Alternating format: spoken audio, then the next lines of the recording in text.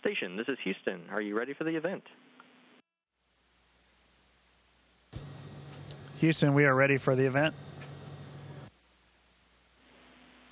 CBS News, this is Mission Control, Houston. Please call station for a voice check. Station, this is Bill Harwood, CBS News. How do you hear me? Hey, Bill, we have you loud and clear. Hey, thanks a lot. It's great to see you guys today. I appreciate you taking the time. You know, there's an enormous amount going on in space right now. You know, China launched its first space station module last night. NASA's moving the SLS core stage over to the VAB as we speak this morning. And, of course, you guys are settling in aboard ISS. The Crew 1 guys are getting ready to come home. So, Shane, how's it going for you and your crew? The station's changed a bit since you were there back in 2016. What are your impressions this time around? Hey, thanks for the question, Bill. It's great to be back on station. It's great to be floating around again. All of us are really enjoying that, learning how to fly and relearning how to fly, so that's been fun. A lot of people up here, as you alluded to. Right now we have 11 on board, and it's been really a lot of fun learning from the folks that have been on board for a while and learning all the new things. It hasn't changed a whole lot since I was here last time. The stowage situation's a little bit worse, but in general not too bad. But the resources now are the issue because there's only ones of certain things, and we have a lot of people to use those one things. So it's been really fun, though. We're excited for Crew 1 to head back home here pretty soon whenever the weather allows. Megan, how about you? Your previous flight was just aboard a space shuttle. Great mission with Hubble, but this is your first time aboard station. What are your thoughts? That's right, Bill. This is my first time to the space station, and first impression, of course, is that the living space is much, much bigger. It's a lot more room to move around, and so you really have to be you have to be precise with your flying, so as not to crash into all the other people that are up here. And of course, there's lots of stuff up here too. So I'm learning how to fly. It feels really good, and it's just an amazing, amazing place. I'm learning new stuff, every day. You know, my daughter and I were watching a bird fly over our driveway the other night, and I said something like, "Man, I sure wish I could do that." Is that what it's like on board station in zero G?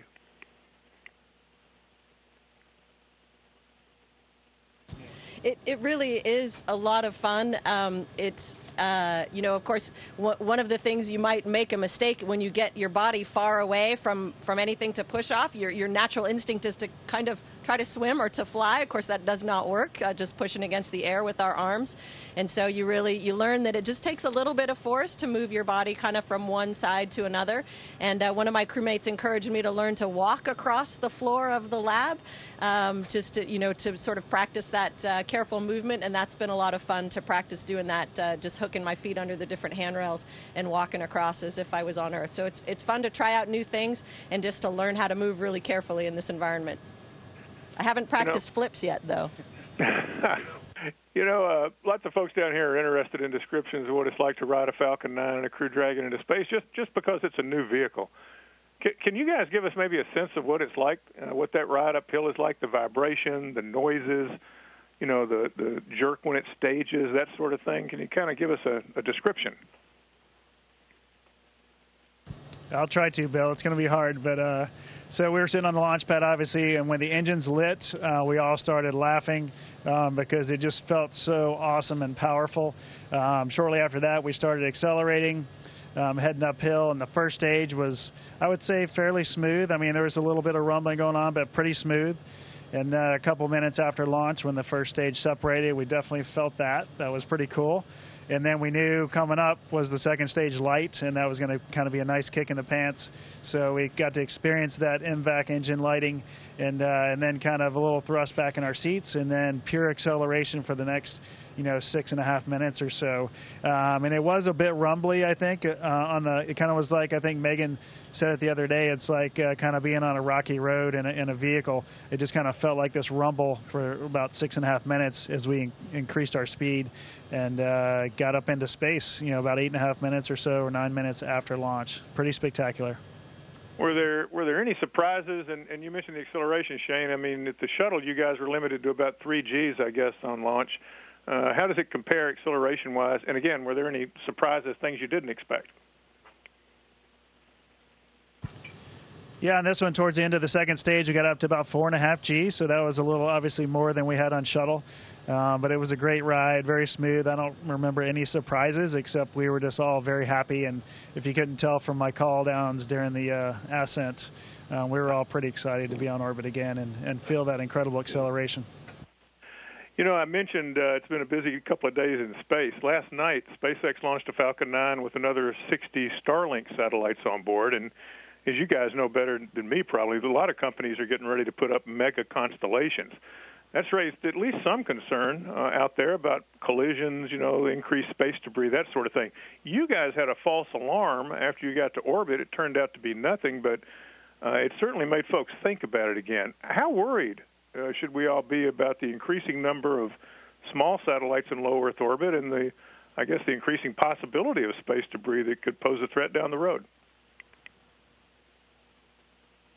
That's a great question, Bill. It's definitely something that we need to keep a careful eye on and keep aware of where all these things are and the best ways to track them and how to get the information, you know, to the people that need it. It was quite an event for us. You know, we were kind of winding down for the evening and getting ready to go to bed, rolled out our sleeping bags and gotten into our sleepwear, and when we got the notification that we needed to get in our suits. So it was a very busy 20 minutes for us, but fortunately we had done those kinds of drills to get into our suits really quickly. We did it, we got there just in time for them to call us out that it had been a false alarm. So we felt like we had what we needed, and we felt like the team handled it really well, but it's definitely something that, as you know, a spacefaring nation and really for around the world, we're going to need to keep each other apprised of what's out there and how to avoid it as the space gets more and more crowded.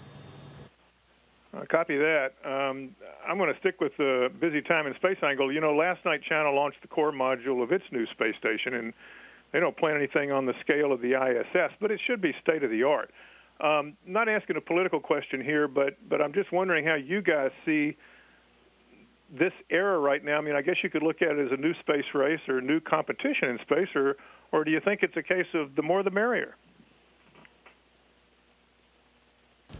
Yeah, I tend to go with the latter there. The more people involved in space, it just helps all of our industries, and that's proved true with the commercial crew program that we're on right now. Just more companies got involved, and then now we got private companies flying us up here to the space station, so that's pretty cool. And then the other countries obviously getting involved now as well. So for me, the more the merrier in the space business. Your flight, looking ahead a little bit, your flight clears the way for the Inspiration 4 mission this fall from SpaceX, when 4 non-professional astronauts are going to be flying. They're not coming to ISS, of course, but it does seem that there's some kind of a new era in commercial spaceflight dawning. What are your thoughts about non-professionals in orbit? Is that a concern, or is it a case of it's about time this far into the program? How do you see that? Well, Bill, I think, we love being in space so much. We enjoy it so much. And it really is something we think more people, it would be great for more people to be able to experience and to keep pushing the boundaries of what we're able to do. And so I think that, I love the name of the mission, Inspiration 4. Of course, part of our mission as astronauts is to try to inspire people, inspire the next generation of explorers. And I think that, we're engineers, so maybe we're not always great with words, and we're not poets and we're not writers.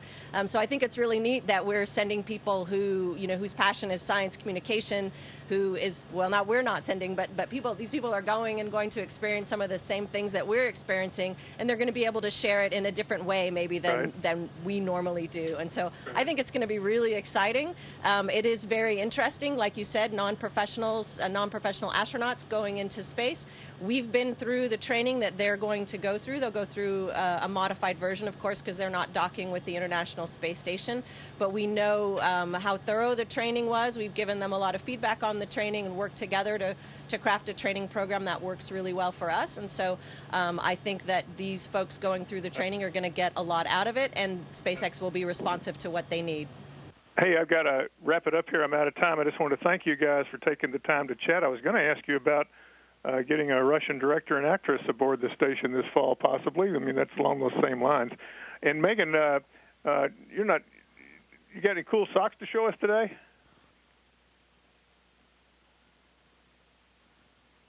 Here you go.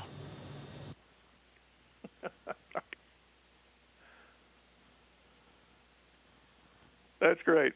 Thanks, guys. Enjoyed talking to you. Thanks a lot, Bill. Station, this is Houston ACR. That concludes the event. Thank you to CBS News. Station, please stand by while we reconfigure video and audio communications.